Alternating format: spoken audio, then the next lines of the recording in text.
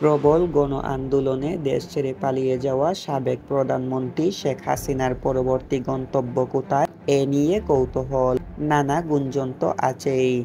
সর্বশেষ খবরে জানা যায়, যুক্তরাষ্ট্র ভারতের কাছে জানতে চেয়েছে শেখ হাসিনা কিভাবে কোন অবস্থায় দিল্লিতে অবস্থান করছেন। জবাবে ভারত নাকি বলেছে, খুব স্বল্প সময়ের মধ্যেই মধ্যপ্রাচ্যের কোনো একটি দেশে তিনি চলে যাবেন। এই খবর ঢাকার সরকারি মহলকেও জানানো হয়েছে। নির্ভরযোগ্য একাধিক সূত্র মানবজমিনকে এই তথ্য নিশ্চিত করেছে।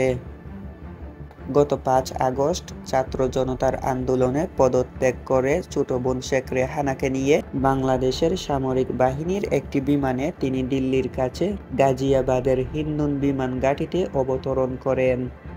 এরপর থেকে তিনি কোথায় আছেন তা আর প্রকাশ পায়নি। শেখ হাসিনার সঙ্গে থাকা কূটনীতিক পাসপোর্ট ও লাল পাসপোর্ট বাতিল করে দিয়েছে সরকার।